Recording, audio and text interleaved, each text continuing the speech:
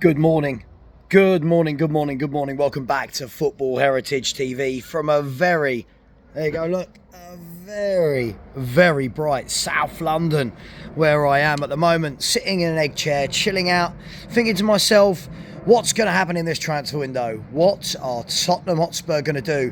And then I get a message from a few people saying to me, have you heard about Bissouma? And I'm thinking, I've seen a few bits, but I don't know if it's actually true.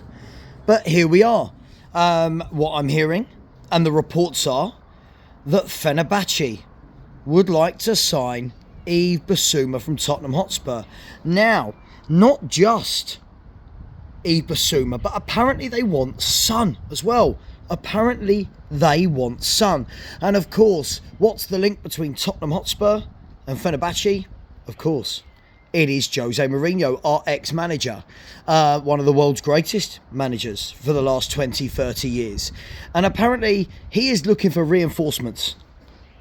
Now, if he needs a forward, Son. If he needs a midfielder, Yves Bissouma. And why is he looking for reinforcements? Well, when we look at the Turkish league, Galatasaray won it by 11 points this year. Second place were Fenerbahce, who have got some good players. They've got the likes of Alan Saint-Maximin, Edin Dzeko. They've got players like Fred in midfield. They've got the likes of Diego Carlos and Milan Skriniar at the back, Sionchu. But they need strength in depth if they are going to catch Galatasaray. And Galatasaray at the moment look like they're about to sign Osimhen, and they have already signed Leroy Sané. So if you add Sané to Galatasaray, and obviously Osimhen there on loan last year, that is some forward line in the Turkish league, isn't it? It really, really is.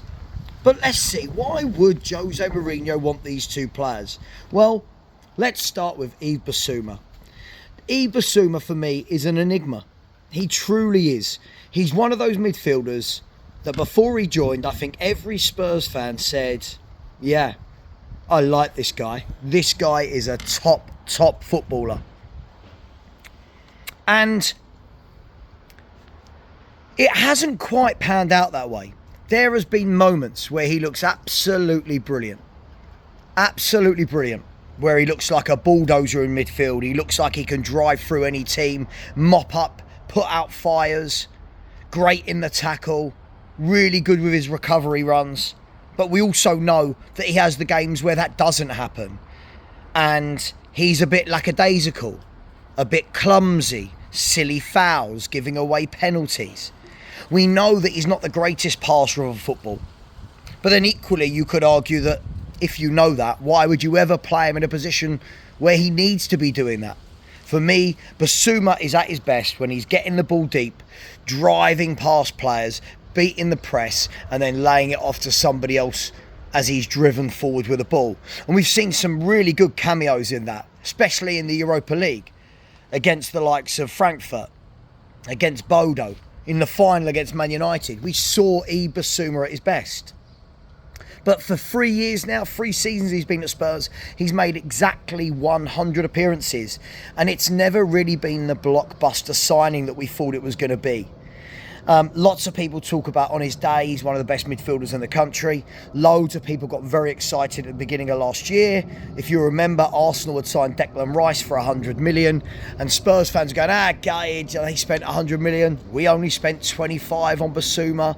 He's much better than Declan Rice. Unfortunately, that's not panned out, and we do know that Declan Rice is the much better player. But what will Yves Bissouma give to a Jose Mourinho team? Well, for me, he's the perfect Jose Mourinho player. Lots of heart, lots of fight, lots of running. He'll cover ground. As I said, he'll put out fires. And Jose will get him doing what he does. He won't ask him to be a deep lying playmaker at number 6 that needs to get the ball, start spreading it from left to right. Asking him to link up with passing, 1-2s. It's not his game. So Jose Mourinho for Bissouma. Now what I'm hearing, and I don't know if this is true, again, I don't know if this is true. What I'm hearing is that Yves Bissouma will be going with a loan to Fenerbahce with a option to buy. Now, that might be an option, it might be obligation, I'm not sure, but apparently it's going to be a loan to start off. Now, let's see if that materialises. For me, I'm hearing that a lot of other teams want him. We've heard that the likes of Everton want him, and I think that would be a brilliant move for Everton and for Bissouma. He'd go there, probably be their main man in midfield.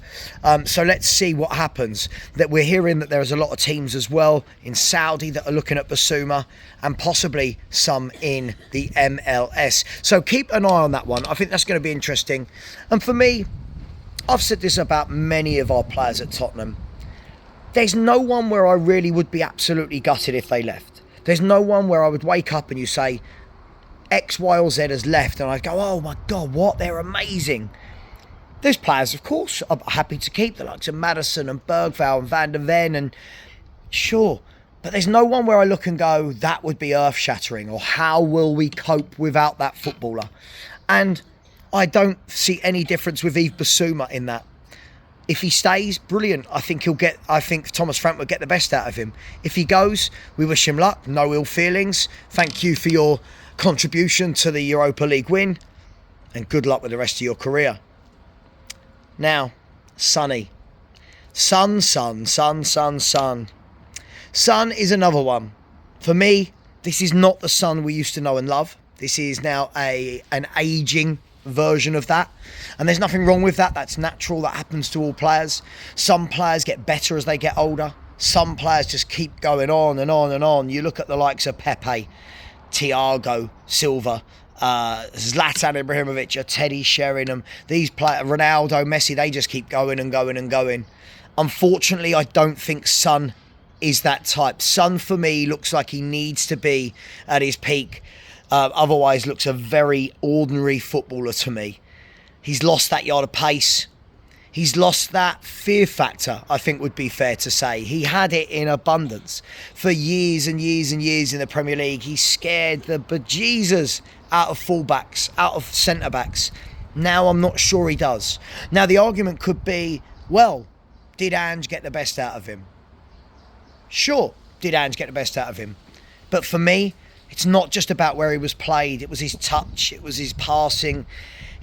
Everything just seemed like it just isn't what it used to be. And as I said, there's nothing wrong with that. You've then got to throw into the mix, why did Tottenham trigger his extension, his 1-year extension? Was it so that we could get a transfer fee from him rather than losing him on a free? Now that for me would make the most sense.